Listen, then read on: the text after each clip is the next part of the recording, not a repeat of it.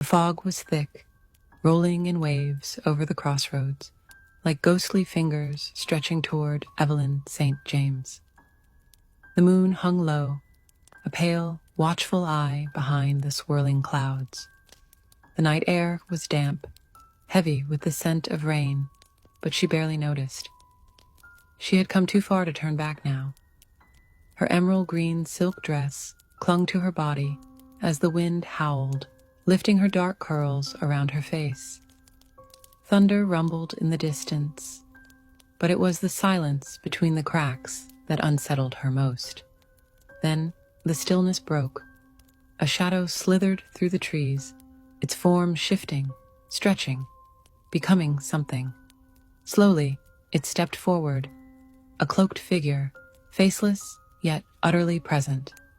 Its presence pressed against her like unseen hands, ancient and waiting. "You know the price," it murmured, its voice as deep as the grave. "Do you still wish to give him away?" Evelyn swallowed hard, but her decision had been made long before she arrived.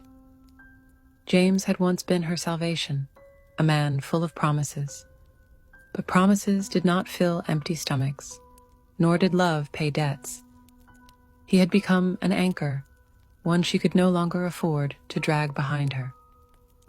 "Take him," she whispered, her voice steady, unwavering. "I want wealth, I want power, and I never want to struggle again." The figure lifted a skeletal hand, and before her, a silver dagger materialized. The blade glinted, whispering of finality. No words were needed. Evelyn reached out, the cool metal pressing against her palm. She lifted the dagger and pressed the tip to her finger, watching as a single drop of blood welled up before falling onto the dirt below. The ground trembled beneath her feet. A gust of freezing wind rushed past her, sharp as a blade against her skin. The air smelled of iron, of something old and permanent. The deal was sealed. Miles away, in a small, candlelit home, James Street. James gasped in his sleep. His body went rigid, his chest rising once, then never again. His soul was pulled from his body as gently as a whisper. He never woke. Back at the crossroads, Evelyn exhaled, a shuddering breath escaping her lips as something surged through her veins. It was power, something warm, intoxicating. "Enjoy your fortune, Miss St. James. But remember, debts always come due," and with that, he was gone. Evelyn stood there a moment longer, then turned, walking away from the crossroads, toward the life she had been promised. Years passed, and Evelyn St. James became untouchable. Her once threadbare dresses were replaced by silk, her fingers adorned with diamonds that caught the light like trapped fire. She was no longer the woman scraping for a better life. She was the woman who owned it. Her name echoed through high society like the ringing of fine crystal. People whispered, but they never dared to say it to her face. Her home was no longer a crumbling house on the outskirts of town. Now, she lived in a palace of gold and glass, where champagne never stopped flowing and the music never ceased. At every grand event, they gossiped in hushed tones. She was nothing before James died, a woman whispered behind the rim of her wine glass. And now look at her. They say she made a deal with the devil. She doesn't seem to mind, does she? A man smirked, swirling his bourbon. Look at her. She owns this town. Evelyn overheard. She always overheard. But she did not care. She had won. Years passed, and she bore 2 children, Victor and Celeste, as ambitious, cunning, and fearless as their mother. They inherited her power, her sharp wit, and the dark favor that clung to their bloodline like a shadow. Everything they touched turned to gold. But power always has a price. The debt comes due. The mansion had changed.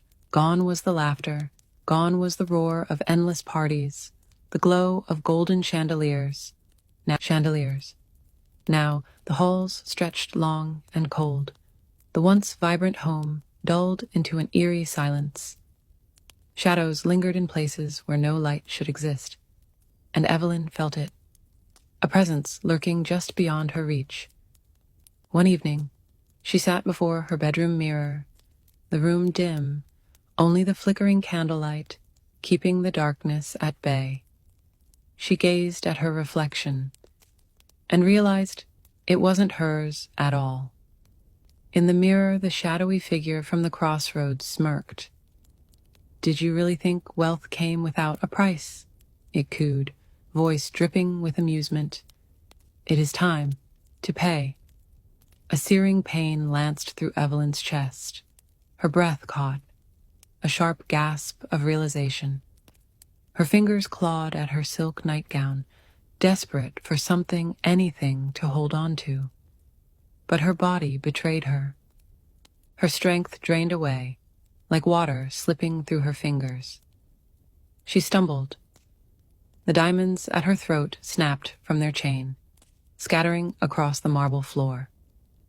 The mansion doors creaked open. Victor and Celeste stepped into the room. They did not scream. They did not panic. They simply watched.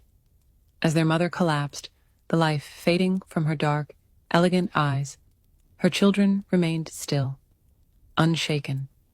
Victor adjusted his cufflinks, his expression unreadable. "She knew this day would come," he murmured. Celeste smirked, taking a slow sip of champagne. "And now, everything she built is ours." A cold wind rushed through the room, flickering out the candles. And in the farthest corner of the grand estate, unseen by human eyes, the shadowy figure watched, waiting, because debts never truly die. The price of forever. Fortune never comes free, and some debts last forever.